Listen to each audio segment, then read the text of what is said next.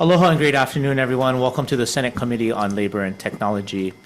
Before we begin, if we can just have a moment of silence to honor the late Congresswoman Colleen Hanabusa, who was also our former state Senate president for many years. Moment of silence, please.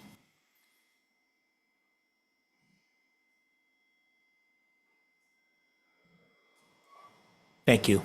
And our thoughts and prayers to the Hanabusa family. Today is March 6, 2026. We're in conference room 225. This hearing is also being streamed on the Hawaii State Senate's YouTube channel.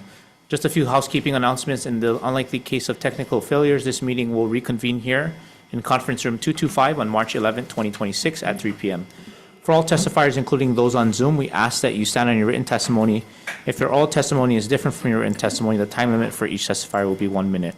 The content, including the hearing notice and copies of the measures and testimony, can be found on the legislature's website. If time permits, decision-making will occur after we hear from those offering testimony. And I'd like to welcome our Vice Chair, Senator Lamasau, and Senator Moriwaki for joining us today. Senator Ihara and Favela are excused. First up on our agenda today is GM 690. This is submitting in consideration and confirmation to the Hawaii Retirement Savings Board gubernatorial nominee Jesse Keola Dean for a term to expire on June 30th, 2030. And so for the purposes of how we proceed in our hearings, what I'll do is I'll call on testifiers first that have registered or signed up, and then we'll call on the nominee. And then for the last two measures on our agenda, members and for the public, for GM 627 and GM 726, for Gina, we will take both of that together. And so testimony can be submitted for both if you wanted to testify on that. So with that, we'll start off. First up is Alani Keoki, Executive Director for the Retirement Savings Board. Good afternoon, Chair, Vice Chair, Member. The board will stand on its written testimony in strong support of Mr. Dean's reappointment to the board. Okay. Thank you. Thank you so much. Director Butai, DLIR. Aloha, Chair, Vice Chair, and Senator Moriwaki. We stand on our testimony in strong support. Mr. Dean knows the program backwards and forwards, as he has been an original member. And Do you want to come up if it's just more than just saying support? You might as well just come up and explain, sir. yeah, Mr. Welcome and aloha. If you can identify yourself, please. Jade Butai, for the Director of the Department of Labor and Industrial Relations. We stand on our testimony in strong support. Mr. Dean is an original member of the board, so he knows the program forwards and backwards, and he's been instrumental in advancing the implementation of the program. Thank you for the opportunity to testify. Okay, thank you so much. That completes our list of registered testifiers. Members, any questions for the testifiers? If not, we'll call on the nominee, Keola Dean. Aloha and welcome, and congratulations on your nomination. Mahalo, Chair, and aloha, Vice Chair and Senator. Nice seeing you again. I'm Keola Maikalani Dean, or Jesse Dean. Keola Maikalani is my given Hawaiian name. And I am the CEO of the King Lunalilo Trust and Home. And I've served in this role for almost 4 years. Before this, I practiced law on the continent. I also was a public accountant, a CPA that I actually did achieve here in Hawaii. And I also worked for 9 years in the Washington State Medicaid Agency, 8 of those in the executive branch or executive office. I am excited to continue serving in this role because I took on this kuleana to help the program get off the ground, and we are just now starting to get off the ground. Having just at our last meeting approved the Connecticut State Consortium to join. And so the implementation is now in motion. And so I would like to see the efforts that we had made during the first term, my first term, actually result in implementation. Thank you. Members, any questions? Senator Moriwaki? Nice to see you again. I thank you for carrying on the work that you have been doing. And I'm just wondering, what have been the challenges as in the last 3 years, 4 years, almost 4 years? And what do you see as exciting going forward? I know the consortium, being part of the consortium, do you see as the challenges? Because now people are opting out instead of opting in, Yes. and if you can kind of give us more of a flavor of what you've been doing on the program. Absolutely. So the two challenges have been, one, finding an executive director. That proved to be very difficult. And we are very lucky to have Alani on board, but that took a long time. The second issue was that the original legislation was an opt-in legislation, and it was unique in that no other state had done this. All of the state consortia, the two state consortia that exist, are all opt-out. And that's a huge difference for both participation level, projected participation level, and also streamlining the process. And so if you can't really join a state consortium if you have a different program. State consortia require you to align with their programs. So it was going to be very difficult to implement this program under the original legislation. But luckily, the legislature did enact the amendments that allowed this program to conform to what the other states have done. And so now we're able to participate in a state consortium, which will reduce our costs and enable us to more quickly implement the program than otherwise. So how does that work if these are employers who don't have insurance for their employees? And how do you know who they are to be able to have them opt out? So this is an investment vehicle for employees, similar to a 401k, but different. And so it's meant to create a system for everyone to have access to retirement investment. And the agency will be working, has actually already started working with different other state agencies to draw data so that we can then do outreach to employers and also employees to help them understand this program. Because it's like a 401k, but it's not, and there are key differences.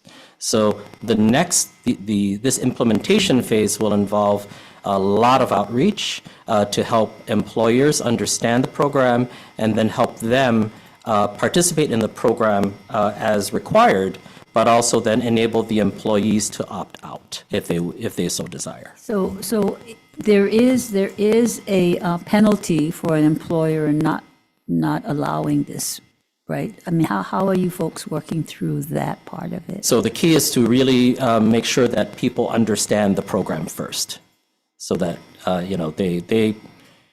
if we can help people understand it and the benefits, then hopefully the carrot is much better than the stick later.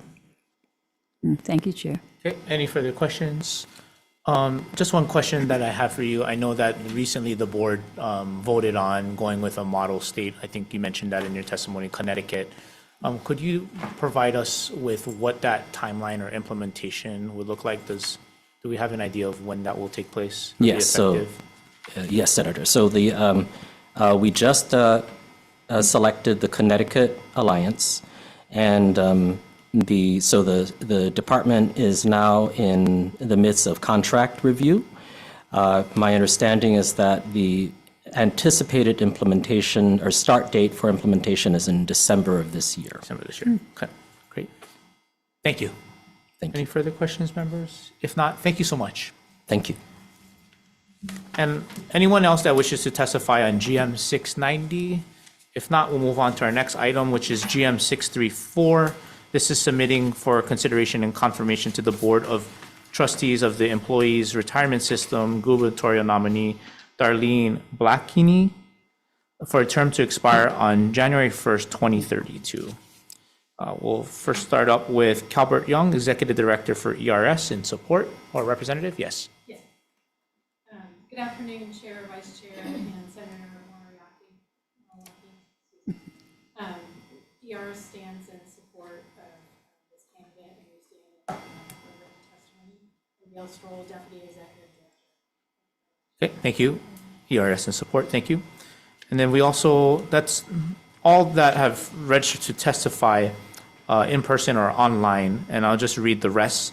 All in support: Earl Kim from Les Jardins Academy, Mark Miguchi, CEO for HMSA, Lance Mizumoto, Vincent Barfield, Robert Harrison, Noriko Namiki, all in support. Anyone else that wishes to testify on GM 634? Okay, if not, we'll call on the nominee, Darlene. Aloha and welcome and congratulations. Thank you. Thank you for allowing me to testify, Chair, Vice Chair, and Senator Moriwaki. My name is Darlene Blakeney. I am the Executive Vice President and Chief Lending Officer at First Hawaiian Bank. I've been with the bank for about 11 years, and prior to that, I had a long history, a career of banking and finance in the state of Hawaii. I'll take questions if you have any. Okay, members, questions? Oh, could you tell us? Senator Moriwaki? Yes, thank you, Chair. Yes. Can you just tell us about how your background might be very useful for the ERS and why you're wanting to be a member? Sure, I'll start with the why first. It's a personal and professional reason that I am seeking this appointment. Personally, my mother, who's 98 in 2 weeks, is a beneficiary of the ERS. She's a retiree from the Department of Education. So I've seen firsthand how she's benefited from this trust. And secondly, professionally, I have actually overseen a retirement plan, much, much smaller than this one, in my time that I served at a private school here in Hawaii. And during that time, one of the accomplishments I felt most pride about during my time with that school was that I was successful in encouraging participation and greater contribution by the teachers and the faculty and staff, and walked away feeling like people are going to have a more secure retirement. That was something I felt I could contribute as somebody with a background in finance, working in the field of education. So I look forward to doing whatever I can to contribute at the ERS on the board. I know when we spoke, you said you were at a couple of meetings for the ERS. Correct. So, and you spoke of some of the possible improvements that could be made that, at least what you're seeing. And I'd like to hear, or at least the board to hear, or the committee to hear maybe some of your thoughts. I don't have the hubris to feel like I can improve anything at this point. I'm learning more than I'm contributing at the moment, to be very honest, as I serve on an interim basis. I've attended one investment committee meeting and one board meeting. But in my time there, I feel like I can ask questions. And the questions I've focused on is the retirees' access to their information and some of the education that maybe could be provided, some of it around things like kupuna exploitation and fraud, and their ability to do some tools or planning around retirement. As they get closer to retirement, are they able to come up with a retirement budget, for example? People in finance, this is pretty second nature to us. People like teachers that I worked with at the school I was at, not so much second nature. And so that was something I focused on a lot there, is helping them plan for that future date. I was most interested in the information that you're giving to the pre-retirement as well as the retirees in terms of the kinds of services that might be available for them instead of just, you're getting this benefit. So I appreciate that and hope that you can see more of what can be done at ERS. Thank you. Okay. Any further questions? Okay, the only question that I have is in your questionnaire, thank you for responding back to the committee. In terms of if there would be conflicts of interest, you did mention this in one of your answers, if First Hawaiian Bank had any type of investment funds in the ERS, how would you proceed if there were a conflict? There is a conflict in that First Hawaiian Bank does do business with the ERS. It's a very small portion of the ERS's corpus. It's less than 1%. Nonetheless, that is a conflict. So the approach I would have would be diligent about watching for any kind of conversation around that or voting or discussion, and I would recuse myself from the discussion as well as the vote. Okay, thank you. Thank you you for your willingness to serve. Thank you. Okay, if there are no further questions, one last call for GM 634. Anyone else? If not, we'll move on to our next two items. And the only difference for this members is the terms. So first off is GM 627, which is submitting for consideration and confirmation to the Hawaii Workforce Development Council, gubernatorial nominee Gina Anu Nuevo. Is that correct? Okay. And then also for that's for a term to expire on June 30th, 2026. And then also we'll be taking up GM 726, which is submitting for consideration and confirmation to the Hawaii Workforce Development Council, gubernatorial nominee Gina Anu Nuevo for a term to expire on June 30th, 2030. So for the members of the public, if you want to testify, you may testify on both. The time limit will still be at 1 minute. First up is Director Butai, DLIR. Chair, Madam Vice Chair, and Senator Moriwaki, Director of DLIR, we stand on our testimony. Okay, testimony support. Okay, thank you. That was the only person that registered to wanting to testify, but we do have a list of folks that have submitted testimony and support. But is there anyone else that wants to testify here in the room or on Zoom on these two measures?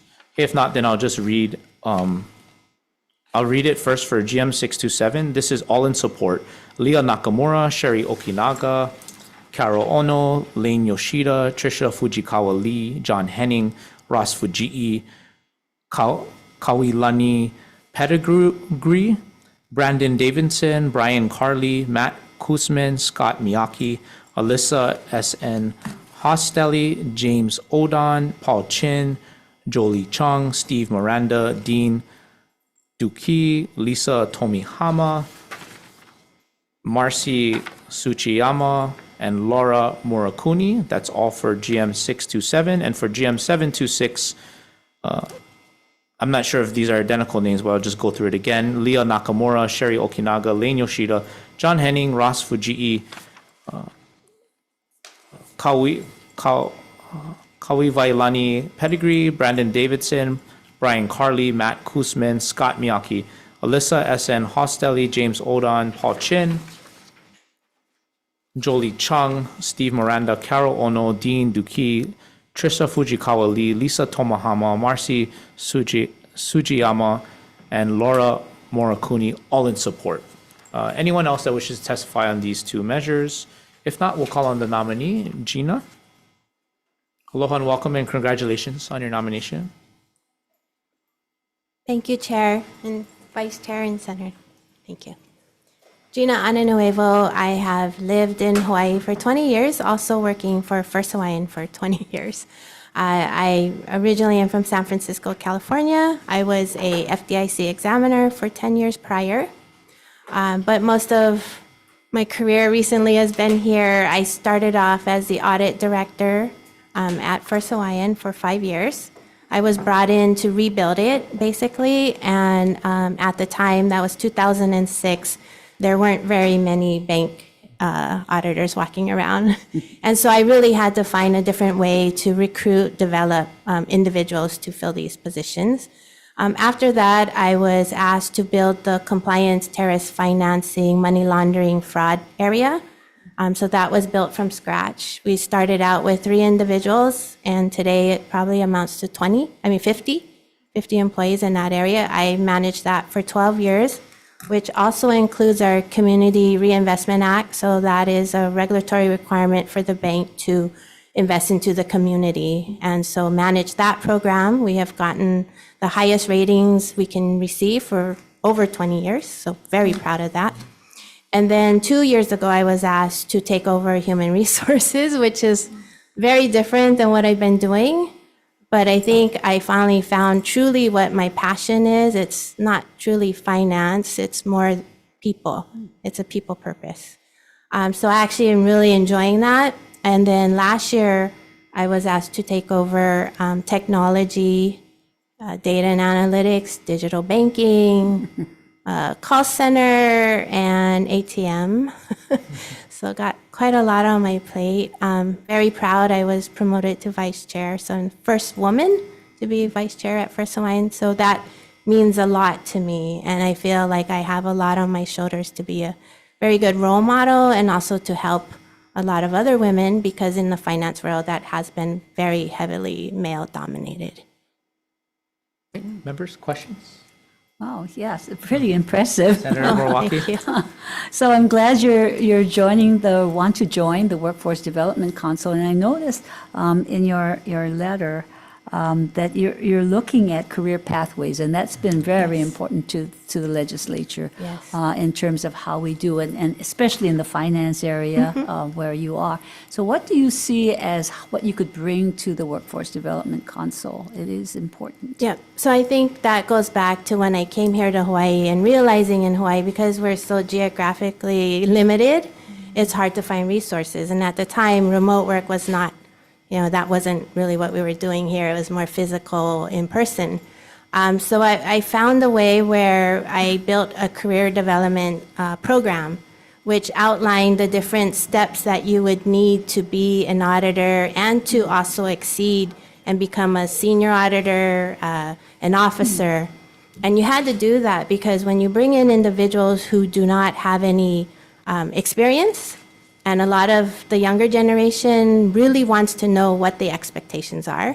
And you also want them to see that even though you're coming in at a very low position, low pay because you don't have experience, that at some point if you dedicate to yourself and invest in yourself as well as I invest in you, there are these career steps that you can move, and you can actually have a career that will afford you to live in Hawaii and to also have a family and all of those other things. But you have to actually build that, and you have to actually put out the expectations that you need to move. And you also have to honor that if people really do that, you will be willing to promote them and increase in pay and whatever. So I actually built that, and it worked because I did have to rebuild the entire division. So it was about 25. Then I took over compliance, same thing. Had 3 individuals, needed to get to about 50. And again, we brought in people from other areas, hired off the street. And I do believe that looking at skills, like trying to define what skills you need for jobs. You don't necessarily have to be experienced and do the job necessarily, but you have to have the skills. And there are certain skills to be an auditor, right? And if you can find individuals that have those skills and are willing to learn, you can teach them the other part.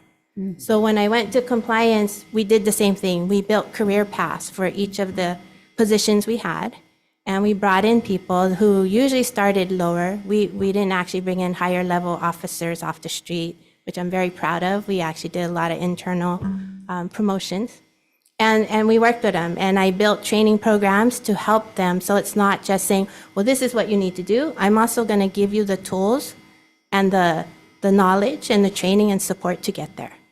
And that area now is run very well staffed. Not easy, again, to find those type of individuals to do that job. And then now in HR, and he's actually sitting here, Scott, I hired him to help me build the career pathing program at First Hawaiian, and we actually launched it enterprise-wide. And so that's something we're working on. And we have the same challenges that everyone else has. It's not really the college graduate level jobs that we have like trouble filling. It's a lot of lower level jobs where you don't need a college degree, and the pay is not really, up there where college students will even want to do the job. And that's a big part of, it's like we have like 800 people in our retail in the branches. And where do you find those individuals? And because it's so expensive now to live here, we do have vacancies that are very hard to fill, or we're losing individuals to fast food, hotels, right? A lot of different industries that are fighting for the same bodies. And so you got to start thinking about what are you going to do different? And so difference is we actually have been working with WDC on internship programs and things like that. And that's kind of how I got introduced. And I don't think that employers know what type of services that WDC actually can offer. And so part of why I'm passionate about doing this is because I'm not your typical person. I actually was on my own at 16. I put myself through high school and college. And I was fortunate enough to have individuals who kind of guided me. And so, I look at where I am today and I feel like I have to give back. So it's not just something I want to do. It's an inside passion that I feel I have to do it. And I feel like a lot of our youth today are a little lost And the programs aren't really there to support them as much as when I was younger. And so my passion is to help not just the financial sector, because I did look at the composition of the board, and we don't really have very many people from the financial sector. And we do employ about 5,000 employees if you add it all up. But, you know, I really do want to start reaching out to the younger generation, the high school kids who aren't going to go to college, cannot afford it, or for whatever reason, you know, they don't have the means. But they still need to work. They still need to provide. They need to take care of themselves. And I think that we could do a better job reaching out to them. So that's why I'm here today. That's very good. I'm looking forward to what you can do for that. I don't know. I feel like I have a lot of stuff on my shoulders, but we'll see. The other part of it, Gina, is the retention part. So do you, once you have this kind of mentorship, I guess, and you involve the student that now becomes an employee and then becomes, gets promoted, how do you retain them? And that's always the salary, right? Yeah, it's not. And that is probably one thing that I've said a lot of times. It's not always about the money. We're going through a huge culture refresh at First Hawaiian. And it's to do exactly that. It's to make sure that our employees are happy and that they feel fulfilled with what they do. And I can tell you that the areas that I've managed have always been lower level because it's compliance, right? It's audit. And back then, they weren't really the highest paid employees. But despite that, they still stayed with us. And I think it's because they had passion about their job. They felt cared for. And they really enjoy and appreciate the environment, the culture that FHB gives them.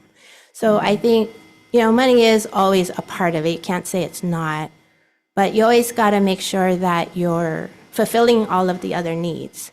And so in the career pathing, we've built in stay interviews, individual development plans, and this gives managers opportunities to reach out to their employees prior to them being disengaged and then looking for other employment, right? Because usually by the time they tell you they're resigning, it was months ago that they actually felt that way. So if you can get in there early and kind of talk to your employees and see what it is that you could do, a lot of times it's not just the money. Most of the time, yeah. Thank you, Chair. Any further follow-up questions? The only question that I have is, you mentioned in your answer of how you got involved with WDC, with the DOE moving to financial literacy as a course, as part of the curriculum. How do you see your role in the WDC with bridging that gap with the Department of Education to continue that pipeline, especially for a lot of our youth? Yep. So, we have already been doing that as a bank, right? Going out to the schools and doing financial literacy and working with them.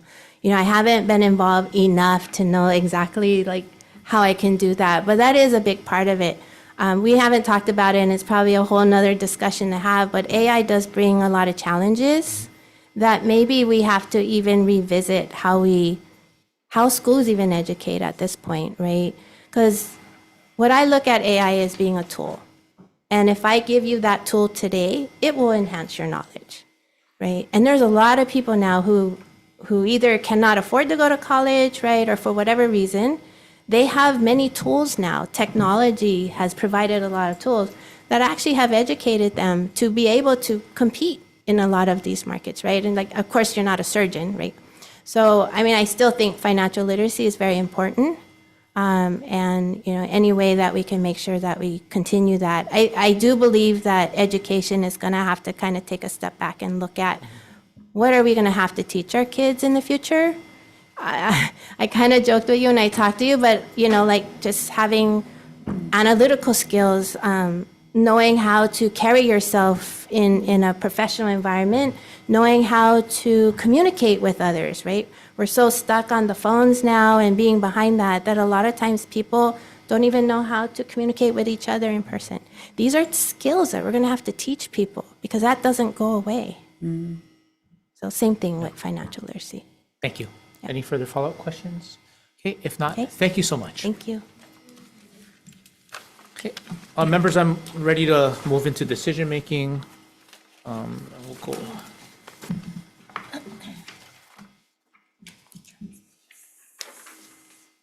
So first up is GM 690. This is submitting for consideration and confirmation to the Hawaii Retirement Savings Board gubernatorial nominee Jesse Dean for a term to expire on June 30th, 2030. Chair's recommendation, before I want to say thank you to all the nominees for being here. And on a point of personal privilege, I was very impressed by your experience and your willingness to serve. So thank you so much. So with that, GM 690, Chair's recommendation is to advise and consent. Any further discussion? If not, Vice Chair Lamasao for the vote. Chair votes aye. Okay. Members voting on GM 690, recommendation of the chair is to advise and consent. Chair votes aye. Vice Chair also votes aye. Senator Ihara is excused. Senator Moriwaki. Aye. Senator Favela is also excused. Chair, your recommendation is adopted. Thank you. Next item is GM 634. This is submitting, congratulations, I should say, sorry. Next item is GM 634. This is submitting for consideration and confirmation to the Board of Trustees of the Employees Retirement System, gubernatorial nominee Darlene Blakeney, sorry for mispronouncing your name earlier, for a term to expire on January 1st, 2032. Chair's recommendation is to advise and consent. Any further discussion? If not, Vice Chair Lamasao for the vote. Chair votes aye. Okay, members, we're voting on GM 634. Recommendation of the chair is to advise and consent. Noting the excused absence of Senator Ihara and Favela for the remainder of the agenda. Anyone voting with reservations or no? Hearing none, Chair, all members present vote aye. Your recommendation is adopted. Thank you so much. Congratulations, Darlene. And then we'll take the next two items, we'll take it separately. So first is GM 627, submitting for consideration and confirmation to the Hawaii Workforce Development Council gubernatorial nominee Gina Anunuevo for a term to expire on June 30th, 2026. Chair's recommendation is to advise and consent. Any further discussion? If not, Vice Chair Lamasao for the vote. Chair votes aye. Okay, voting on GM 627, recommendation of the chair is to advise and consent. Any member present voting with reservations or no? Hearing none, recommendation is adopted. Congratulations, Gina. And then our last item is GM 726, submitting for consideration and confirmation to the Hawaii Workforce Development Council gubernatorial nominee Gina Anunuevo for a term to expire on June 30th, 2030. Chair's recommendation is to advise and consent. Any further discussion? If not, Vice Chair Lamasao for the vote. Chair votes aye. Okay, members voting on GM 726, recommendation of the chair is to advise and consent. Any member present voting with reservations or no? Hearing none, all members vote aye. Chair, your recommendation is adopted. Thank you so much. Congratulations again. This concludes our business for today. Have a great weekend, everyone. We're adjourned.